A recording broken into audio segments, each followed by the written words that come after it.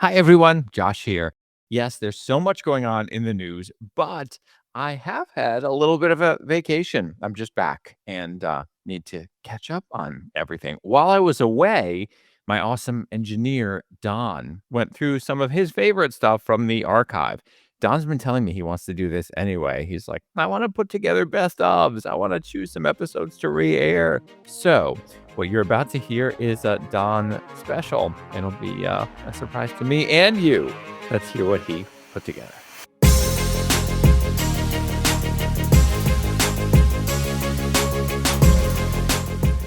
Hello, and welcome to this week's episode of They Stand Corrected. My name is Don, and I'm with the Raven Media Group, where we do production of They Stand Corrected on the audio side. This week, with Josh coming back from vacation, I will be putting together my list of episodes that I really think encapsulate what's great about this show.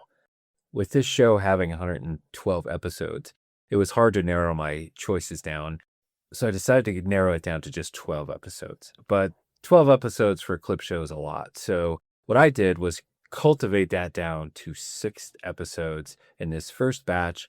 And if you folks really like it, then we can drop those other 6 sometime in the future.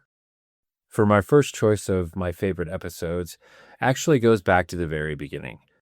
This first clip is from episode 1, The Media is Wrong About Occupation. We hit the ground running with that first episode, and it sets the tone for the podcast moving forward. I love this. I think it's great. And if you're a longtime listener, you will hear Josh's phrase that we should probably put on t-shirts. And again, if you're a longtime listener, you will actually hear it, and you'll hear it quite a few times in a lot of the clips we have with these first 6. So with no further rambling from me, here is a clip from that episode. Here's something that very few people understand about the news media's coverage of Israel. News organizations have rules in place that require anti-Israel bias. Now, you might hear that and think, what? No way. What's this guy talking about? But what you'll hear ahead is that I'm about facts first, always. And these rules factually exist. There are these rules only for coverage of Israel. And the net result of these rules is to portray Israel as being totally different from the rest of the world and some sort of uniquely evil entity, which it isn't. So this is not just a story of how the media handles Israel. This is a story of media failure in general. Now, there are a lot of rules in place that I'll talk you through, but today, on this first episode of They Stand Corrected, we need to start with this one. Israel's security agency, the people in charge of dealing with Palestinians in the occupied territories, turns out Israel, and they too are rejoining their families in the occupied territories and annexing settlement blocks in the occupied territories, mainly is not in the on west. The occupied territories. This is how news outlets have referred to these 2 little blocks of land for decades, the occupied territories. This is ridiculous and completely nonsensical. Ahead, I'm going to explain why this framing makes absolutely no sense and is a failure to provide truth. Truth is 2 things: facts plus context. And when you hear these 2 little blocks of land referred to as the occupied territories, you're not getting either. The whole framing makes everything about the coverage of that little part of the world skewed. But the media never explained this. This next clip is from episode 18, titled A Network's Bonkers Lie About Militaries.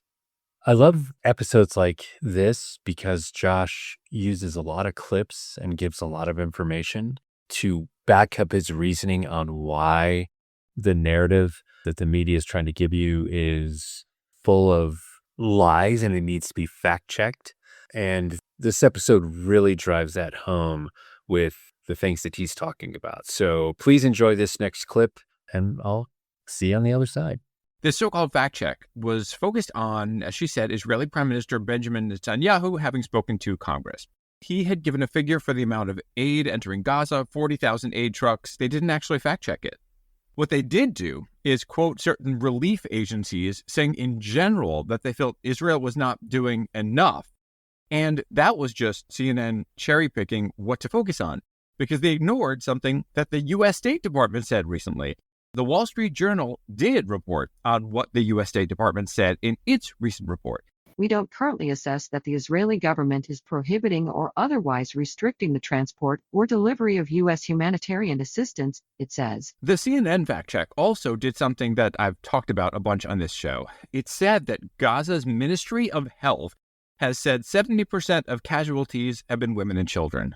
Ugh. Okay, you can hear me discuss this in previous episodes, so I won't rehash all of it. Short version, the Ministry of Health is Hamas, and even Hamas itself is no longer saying that. Hamas dramatically dropped the number of women and children that it's claiming have been killed in the war, but CNN didn't point that out. Instead, they just cited it from the past. Stuff like this filled this so-called fact check. That did not surprise me, unfortunately. But here's the thing that did. Netanyahu, in his speech, cited the work of a military expert at West Point. That military expert's name is John Spencer, and he's written a bunch of articles. He says that even if you go by Hamas's untrustworthy numbers, the ratio of non-combatants to terrorists killed in this war is so low that it is unprecedented in modern warfare. I'll include a link to that in the newsletter. Okay, so CNN reporter Jeremy Diamond tried to throw cold water on that assessment. Here's what Jeremy Diamond said. You talk to any other expert on the conduct of militaries in warfare, including how the United States has carried out its campaigns, and they will all say that Israel has not taken nearly as many precautions as most modern militaries do in warfare in Gaza. What? No. I don't use the word unpack very often. It's overused, but I feel like it applies here. This is like a suitcase stuffed with lies that we just need to pour out all over the floor. There's so much in there that is so wrong. There is always room for subjective analyses of what any military does. Absolutely. But as you know, I'm about looking at facts first, always. Look at what's true. That requires facts plus context. So before we get to opinions, to anything subjective, let's look at what is concrete. This next clip is from episode 40, Truth and Counter Movement. In this episode, Josh talks a lot about the Trump infatuation with false media and counter media and so on and so forth. It's a great episode, and I love how Josh uses, and you'll hear it in this clip, where he uses different pieces of clips to emphasize his point. And he does a really good job of this through every episode that we do throughout the whole entire podcast. But this one for me really drove it home, and I hope you enjoy the clip. It is also the case that Trump is the most mendacious politician I've ever seen from any party. His lies are extreme, and he issues them at such a rapid pace, you can't even keep up with the onslaught. We are in store for a wild ride in that sense from the White House. Media are vowing that their agencies will serve as some kind of bulwark or will do the hard work of standing up for truth. Here's one clip. This was from Ari Melber on MSNBC talking about these uber wealthy, powerful tech leaders who have caved to Trumpism.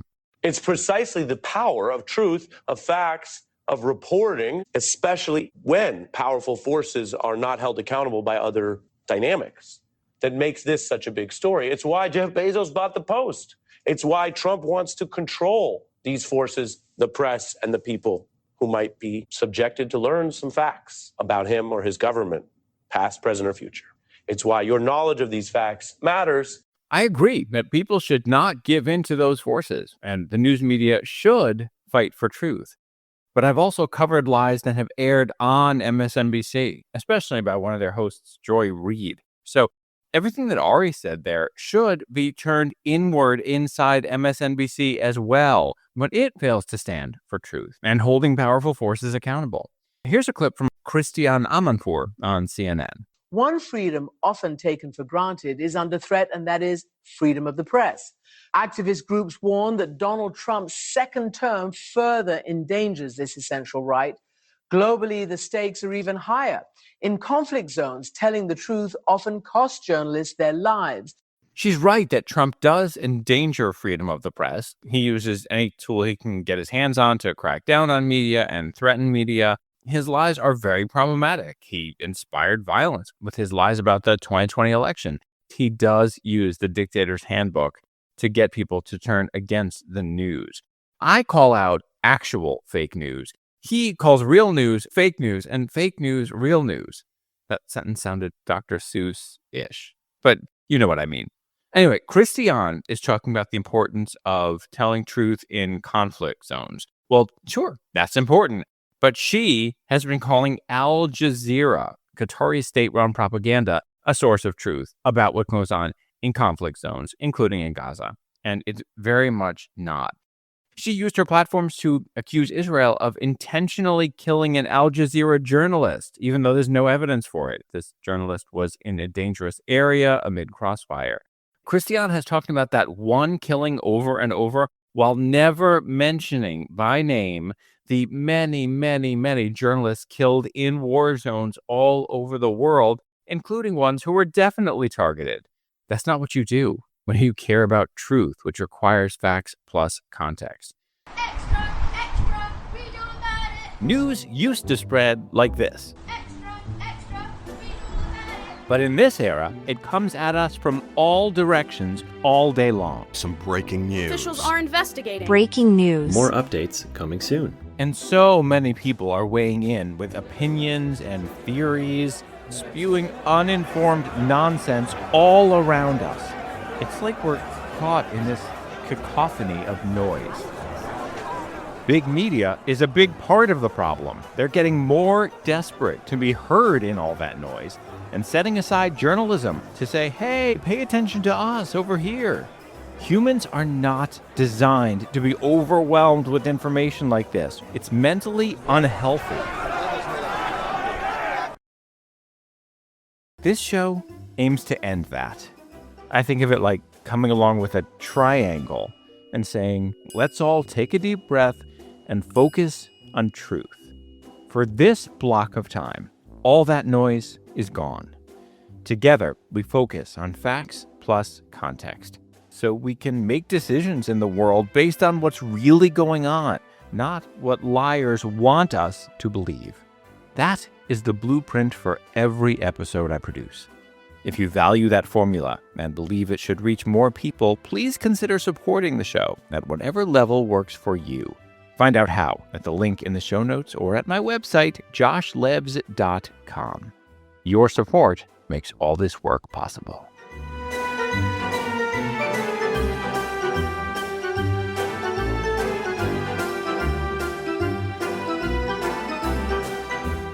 This next clip is from episode 48, titled Cycle Breaker, Immigration.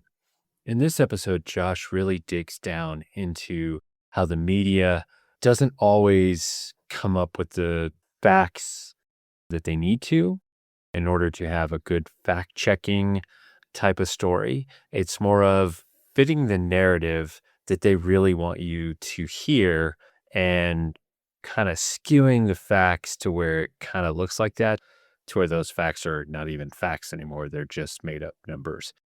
I really love this episode because it does that. And Josh, again, in a lot of these episodes, does a great job of showing you different points and counterpoints to what the media is showing us to what they really should be doing. So enjoy this clip. But I saw how incredibly much of our own reporting would not pass basic fact checking. And that's true for a lot of what's in major media these days. What I wrote about in my first column for The Contrarian was how there were all these fact check reports the morning after Trump's speech to Congress. But that is far too little and far too late. At this point, people have learned that they cannot trust major media to fact check all the time. It shouldn't be an exception when they do it. It should be the rule. People have learned, unfortunately, that news agencies allow lies to be reported and not fact checked. So they have every reason to not count on these news agencies and to not turn to them in the first place. And that is what I'm getting into today. I'm going to start with a couple of things that Trump said in that speech to Congress. He was talking about immigration and specifically illegal immigration. Here's one thing he said. We need Mexico and Canada to do much more than they've done, and they have to stop the fentanyl and drugs pouring into the USA. They're going to stop it. That is one of his frequent talking points in discussions of illegal immigration. He brings up fentanyl deaths. He also said this. Over the past 4 years, 21 million people poured into the United States. Many of them were murderers, human traffickers, gang members, and other criminals from the streets of dangerous cities all throughout the world. Then there was applause, and then listen to the next words he said here. And I want to thank Tom Homan. Tom Homan is his border czar. Before Trump began his second term, Tom Homan was perhaps the leading voice pushing these same kinds of talking points in the media. He has said these kinds of things on Fox, which is to be expected. That's their MO. He has also said it elsewhere. Here he was on CNN in December. You got a record number of Americans dying from fentanyl coming across that border. You got a 600% increase in sex trafficking. So we got to stop these magnets. Of course, none of that was fact-checked in the interview or during the show or when that video was posted online. I wanted to play you these clips first because this is what it has been like. Multiple claims presented in the context of illegal immigration coming at you fast and furiously, and then the news cycle moves right on. So you would have no way of knowing how incredibly off these numbers are and what's really going on in America in some super important ways. One claim in there, a figure that Trump used, did show up in media fact checks after his speech. There have not been 21 million people coming over in the past 4 years. No one seems to have any clue where he's even getting that from. Trump does have a long history of just making up figures, or he hears someone somewhere say a thing and then he just goes with it. According to the best statistics available, the country had 11 million of what's called encounters between migrants and law enforcement. But that does not mean that they came into the country. All right. In fact, that figure definitely includes millions of people who were not allowed into the country or were kicked out of the country. For this next clip, it's from episode 52, Reaching Voters. In this episode, Josh has a repeat guest. He does an interview with a gentleman, Vaughn Emsley. It's a great interview. Josh does a lot of great interviews, but what I love about this particular interview is the subject matter they talk about, and it's geared towards us as a viewer, us as a voter, and how we're betrayed in, or more to the point, how we see ourselves reflected in the media, which then drives us to vote a certain way or another. I really love the interview. So let's give it a listen. This low involvement issue is the most important thing which I think the Democrats have to address, because the way they talk and the way they explain or maybe over-explain, the language they use, the imagery they use, is not connecting with people on lower incomes. This is a media story, too. People who are paying a lot of attention to the news are more likely to vote Democratic. The other way to see that is that the news is not reaching people who are not interested in following politics all the time. It's both. People are working hard. They're working long hours. Maybe they're working 2 shifts. Their biggest worry is, do I have enough money to stretch to the end of the week to put food on the table by Friday? Now, there is a solution to that. You have to have a very simple story, very simple imagery, and a great deal of consistency behind that. The person who is best at that is Trump. Make America great again. We're going to build a wall. When you've got communication that's as simple as that, it doesn't surprise me that low information voters are voting for him in greater numbers. Where's the media in all this? Because it seems very insular to me. These major news outlets are not presenting the news in a way that can reach all these other people. I agree with that. We need fewer political science graduates and more people who would know how to sell encyclopedias door to door to get interest, both in politics and in newsrooms, because what they're not homing in on is the issues that people face every day that they need a solution to. If I was setting up a television channel today, news channel, I would base it around the concerns and issues of average income Americans and below average income Americans and the way they're living their lives. I wouldn't make it dreary and depressing. I would make it interesting and give value to everything that they're doing. But right now, they get swept aside. When I was at CNN, we had this other network called HLN, and there were these conversations internally that they're trying to reach quote unquote low information people, but they weren't looking to reach low information people with the most important information. Instead, they were like, how can we get them to watch? So let's do like true crime stuff. And it's what you told me about when we spoke last year, this reality TV way of approaching news. What crazy thing can we show right now to get people to tune in?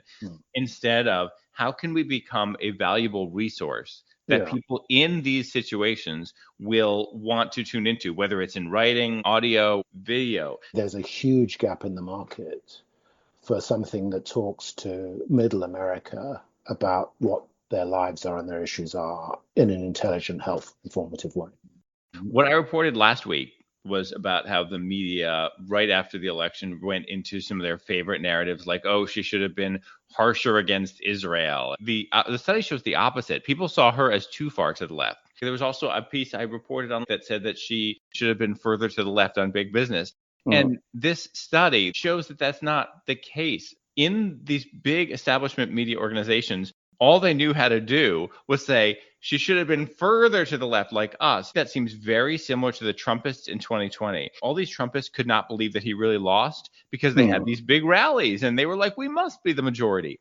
The media is not recognizing where an American majority really is. Part of the problem with the media is they've become so intellectually flabby that they can't think beyond their existing prejudices. I don't think people are asking themselves uncomfortable questions. If you want to write about white Southerners, go and live with people for 4 weeks and follow them around and hear what they're saying. That's what I'm missing, real exposure to life as it's lived. Progressives like to use this line. They say people don't see themselves reflected. They're usually talking about race and minority status. But what you're saying is people all over the country do not see themselves reflected in the media. Yeah, exactly. It's only about me as a token. Oh, we went and interviewed 3 people on the street in Indianapolis, right? So we can talk with a senator and a governor about what really matters.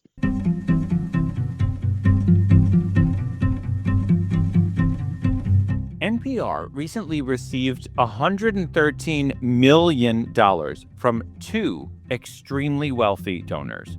And the network followed up by asking you to give money. NPR has been publishing social media posts saying, hey, we need you to give money to make all this work possible, right after those big donations were announced. They don't need your money. Since I left big media after my years both in NPR and CNN, I've seen so clearly that in this era, telling the truth, fact-checking, means getting away from big legacy bureaucratic media. Those places are poisoned. They're trading on the names they once had, but they're not pulling through for you. Not anymore. The media owes you the truth, which means facts plus context. It's not giving you both. But this show does, and this show runs on your support. No bazillionaires are funding this.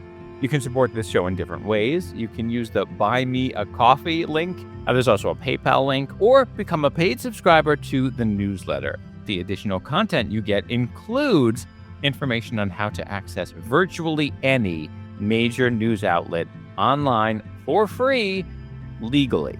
News agencies operating with hundreds of millions or even billions of dollars don't need your hard-earned money.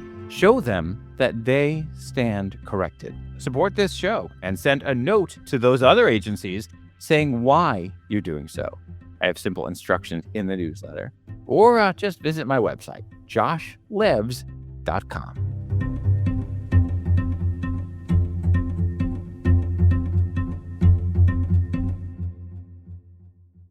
And finally, our last clip from episode 27, titled Josh's October 7th Speech.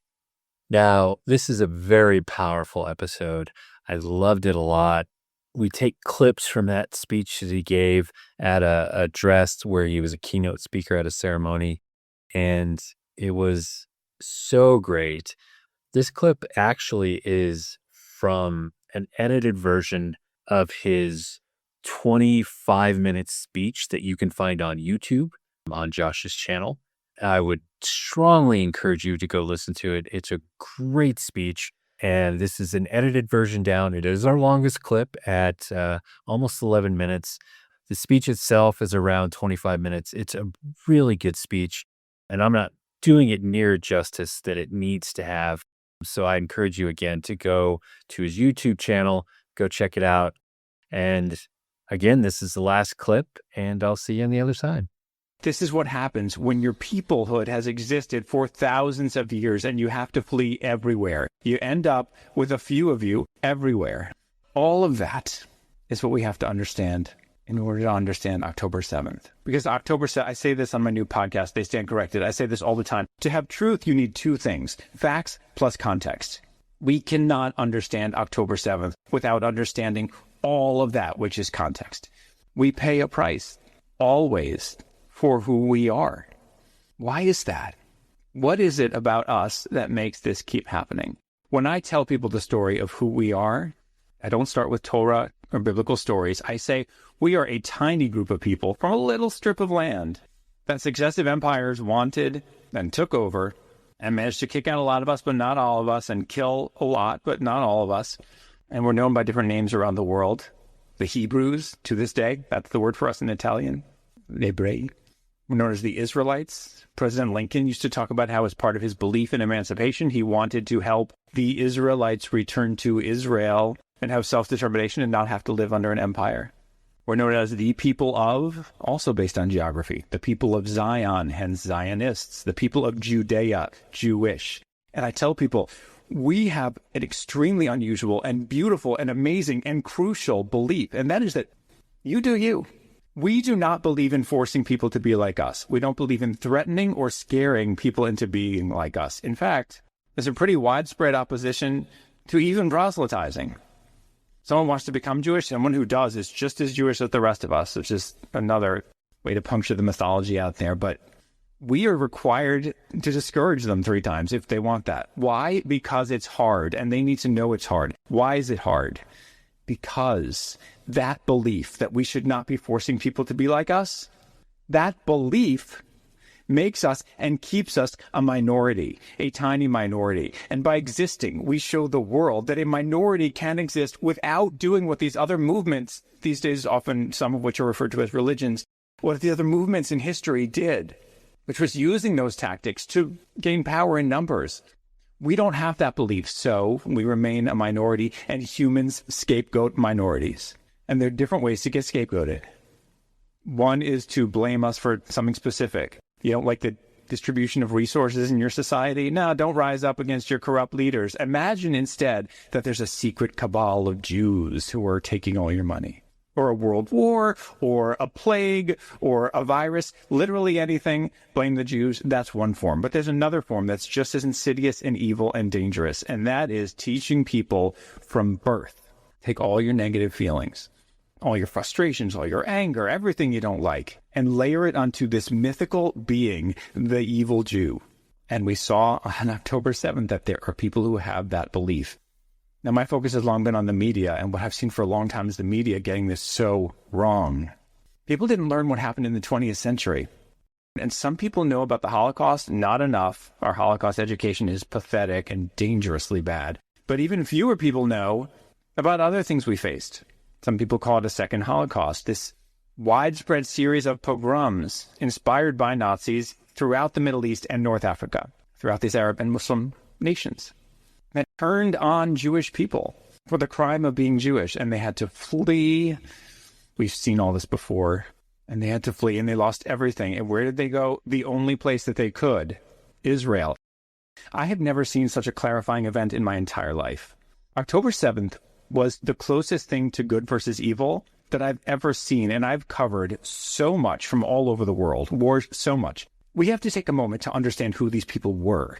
These people at the kibbutz, these were peaceniks. These are current hippies. They're trying to do agricultural projects with the people of Gaza. They're like, let's grow organic vegetables together. That's who they are. And it turned out that people who have been asking them, could you send me more pictures of those crops, more pictures of those crops? They were actually using the background of those pictures to map out the kibbutz so they could figure out how to get there, smoke people out of the safe rooms, and slaughter them by hand. That is the reality of what happened. That's a fact that you cannot hear in the media because the media is so lost in anti-Israel narratives.